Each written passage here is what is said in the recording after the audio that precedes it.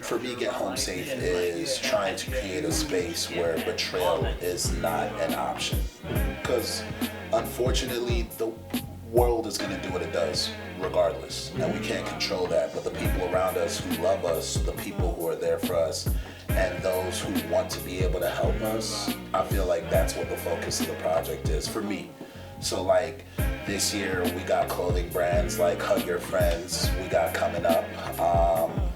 You know, you had Juice last year. That was genius in terms of like coming up with a whole juice box, because so many people know me as Juice and people love that. And this year I think my focus is going to be on the weight of our words and how we empower ourselves. It's going to be like a really big focus for everything I got going on next year. Like the people I've met with, the designs I want to work on, the states and cities I want to take this to. And I mean, at the same time, still making sure that my team is comfortable in how we move and rested when we do things. Like, that's why I have no issue with doing shit like taking the month of November and December off. We worked hard. Like, between February all the way up to like October, we were tired. And a lot of people was like, hey man, when's another event coming up? And I'm like, you know, maybe soon, but right now I'm taking off December, November, and part of January, and we'll get started back up. And they're like, why? And it's like, you know, like people who give massages in terms of masseuses and shit like that, we had a mental fatigue from all the emotions that we had to deal with from different people and the events that we put together. And I really feel like that's what I'd have to be careful of when it comes to everything that we do. Because it was a lot. It was we had the taco event, we had your birthday party on O Street, we had Gold Grill Fest. We've had so many events, and they were all different. Yeah. They weren't just all like, yeah, just show up at, you know, and let's talk about some shit. You know, they were all different, and we had to cater to how different each event was going to be. Yeah. And it was very exciting for people, because the Gold Grill joint, that was a couple hundred people. I don't know the exact number. Yeah, it was just so many. It was just so many people, and the energy out there. It was hot. But the energy for Gold Grill Fest was just such an incredible vibe, you know. And I was like, this really just started from just a quick idea, and you just pretty much just ran with it, you know. And it became such a crazy event or space for our city, because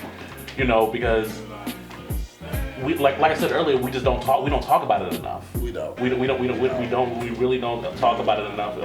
Because I'm completely transparent with everything that I've gone through. Like I was diagnosed bipolar. I was a drug addict as a teenager up until about 21, 22. I was a huge pill head. So the whole mental health aspect of it is very important to me. You know, to also being a mental health professional, like all of this it's not something that, you know, is just a flash of a pan type of, you know, fad thing because mental health is hot, which it is.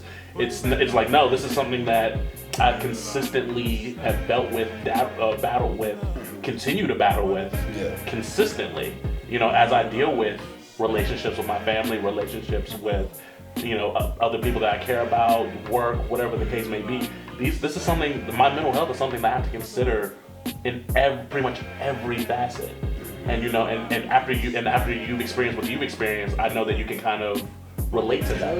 Yeah. Especially with the struggle. Yeah. I mean, for someone like you who's gone through that, no one coaches us through that. You feel what I'm saying? Like, when I think in the last interview we did, I talked about like there's no life coach that we have that's like, hey, this is how you deal with a situation. When you have a trauma or anything else like that, this is what the world's gonna do. Like, once we're in a state of addiction to something to help us cope with the reality of what's going on, or we're in a state of becoming a recluse because life just sucks for us right now, we don't have mentors who are there because this is what's going on.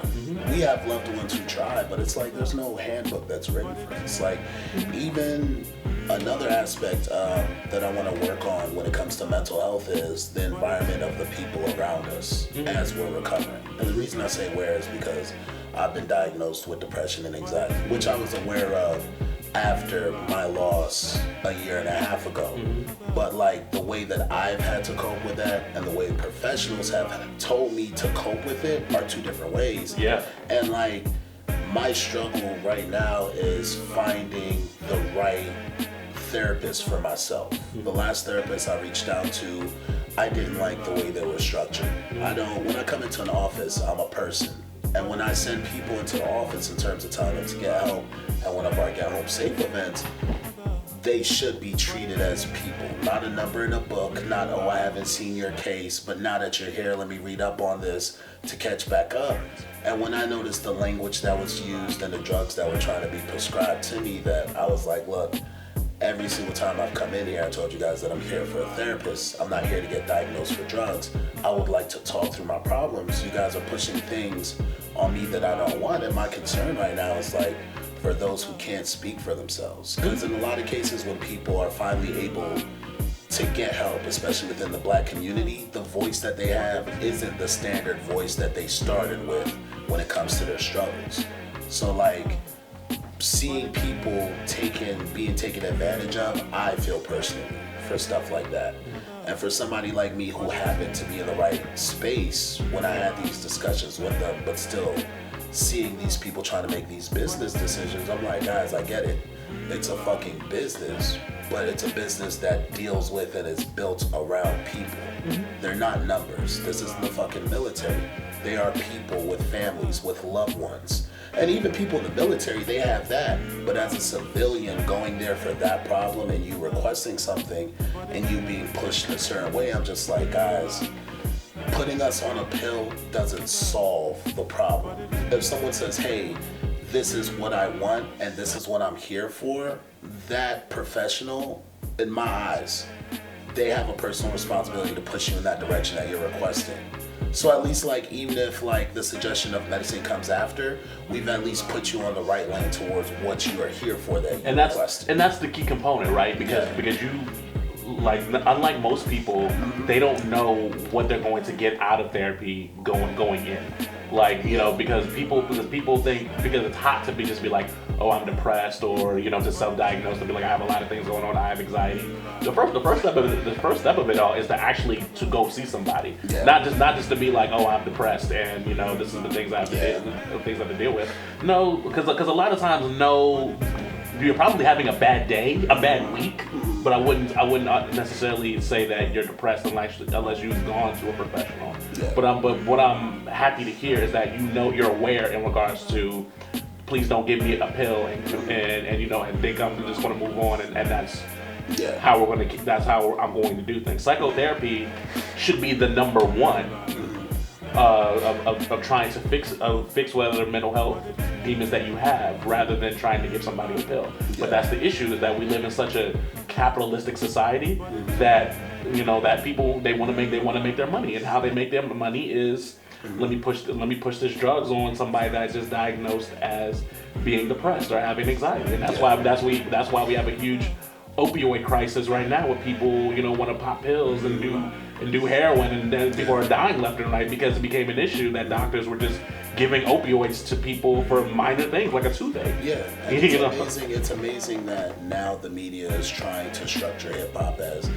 these things are being pushed because of the hip hop narrative. It's like, well, before the artists got on the mic, where did they get the drugs from? Who prescribed it to them? Yeah. Where they get it from? A big thing. Yeah. When did it become the forefront from us? Because I mean, if hip hop is a representation of like what's going on in their daily lives, it was put in their lives.